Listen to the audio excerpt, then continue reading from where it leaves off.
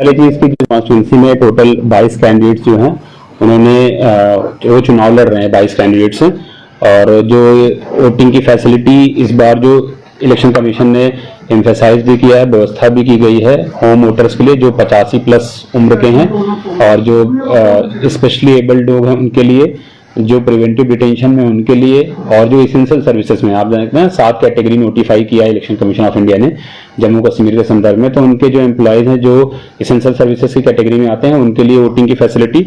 और लास्ट बार आपको बताया गया था कि जो अर्बन एरिया है उसमें वोटर टर्नआउट बढ़ाने के लिए स्वीप की जो एक्टिविटीज़ हैं उस पर कैसे जोर दिया जा रहा है, कौन कौन सी एक्टिविटीज़ की जा रही हैं, और हमारा इन्फोर्समेंट लेवल प्लेइंग फील्ड के लिए किसी तरीके से कोई गड़बड़ी ना हो, और जो कोई गलत तरीके से अगर इन्फ्लुएंस करने की कोशिश करे उनको पकड़ना है, और इन्फोर्समेंट ग्राउंड पे सबके लेवल प्लेइंग फील्ड। तो इस पे मेजर 5 पॉइंट पे इस बार जो प्रेस कॉन्फ्रेंस है उस पर रहेगी।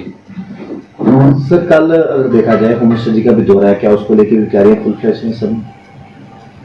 इलेक्शन के टाइम पर जो मतलब सिक्योरिटी अरेंजमेंट होता है वो तो मतलब होता है, बाकी पॉलिटिकल रैली है तो उस पर हमारा ज्यादा कमीशन की तरफ से कुछ सीजर्स किए गए हैं, क्योंकि अक्रॉस द कंट्री बड़े लेवल पर जो है कैश सीजर हुआ है, इसके अलावा भी बाकी सीजर्स किए गए।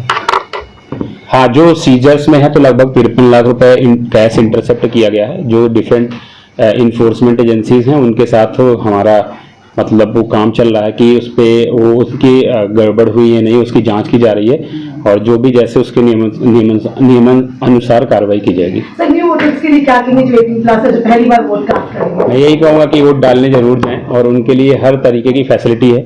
अब जैसे आपने होम वोटर्स 18 साल के ऊपर जो अभी उनको वोटिंग का बताया है, तो मैं उनको रिक्वेस्ट करूंगा कि वोट डालने जरूर जाएं, और स्वीप का प्रोग्राम उनके लिए किया भी जा रहा है। हम मतलब जिस तरीके से उनको प्रेरित कर सकें उस तरीके से जो जिला निर्वाचन का पूरी टीम है वो पूरी तरीके से लगी हुई है कि हर कोई वोट डालने जाए, और हम व्यापक तरीके से मतलब बहुत अच्छे तरीके से वो कर सकें, लोगों को जागरूक कर सकें कि वोट डालने जरूर जाए। सर इलेक्शन कमीशन जो है देश के कई हिस्सों में जहां हेलीकॉप्टर का प्रयोग हो रहा है, हेलीकॉप्टर पर भी छापेमारी कई जगह की गई है, क्या आपकी जो इस कॉन्स्टिट्यूएंसी है किसी कैंडिडेट की तरफ से हेलीकॉप्टर यूज किया गया है, उसकी क्या जांच की जा रही है? अभी तक कोई यूज नहीं किया गया। बाकी यही बात आप जो पूछ रहे हैं सारा कुछ नियम संगत है, नियम जिस हिसाब से कहता है उसके हिसाब से किया जाएगा। इस बार बदलाव क्या किए गए? इस बार तो ये सबसे इम्पोर्टेंट चीज है कि जो होम वोटर 85 प्लस के ऊपर है, जिनकी उम्र 85 से ऊपर है, और जो पर्सन विद डिसेबिलिटीज हैं उनके लिए तो घर पे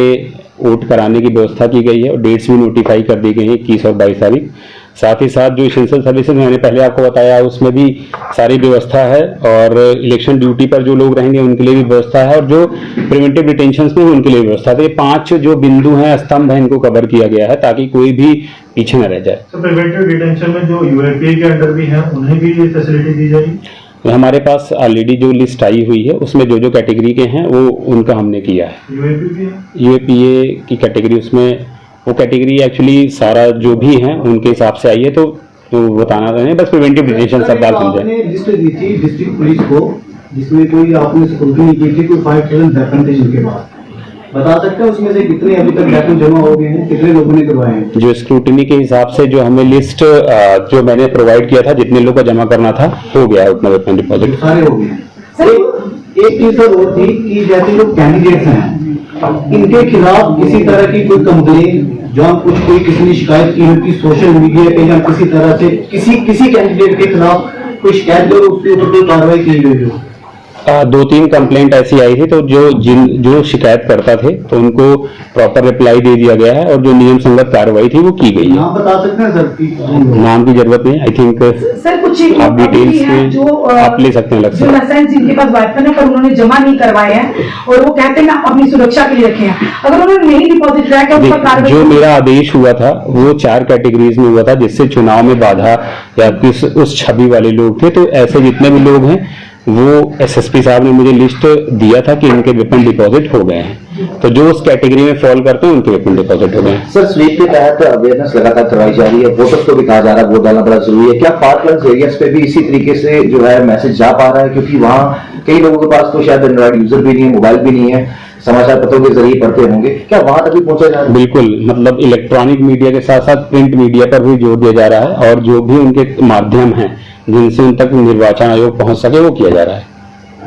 और आपने जैसे पूछा तो जब हम इलेक्शन कंडक्ट कराते हैं तो जो पॉलिटिकल रैलीज होती है वो हमसे नहीं वास्ता होता है, जो तो उसमें एज अ रिटर्निंग ऑफिसर का कोई रोल, जो हमारी रैली वगैरह होती है ऐसे उसमें हम हमारी सर्विलेंस टीम लगती है और वो पूरा अकाउंटिंग टीम लगती है, वो सारी व्यवस्थाएं कर दी गई हैं ताकि उसका हमारे पास डिटेल्स होता है कि कितने जो भी परमिशन के हिसाब से क्या चीजें ली गई थी और कितना दिखाया गया एक्सपेंडिचर और जो बुक कितना होना है वो सारी व्यवस्था कर दी गई है। सर, रजिस्टर्ड पॉलिटिकल पार्टीज के कैंडिडेट्स पर अभी किसी तरह का एक्शन जो है लिया गया है किसी भी वॉलिडेशन के लिए? अभी हम नोटिस हमने बहुत सारे इशू किए हैं और उसमें जवाब भी आ रहा है, उसके हिसाब से कार्रवाई की जाएगी जो जवाब एक्शन लिया गया है। अभी तक तो नहीं।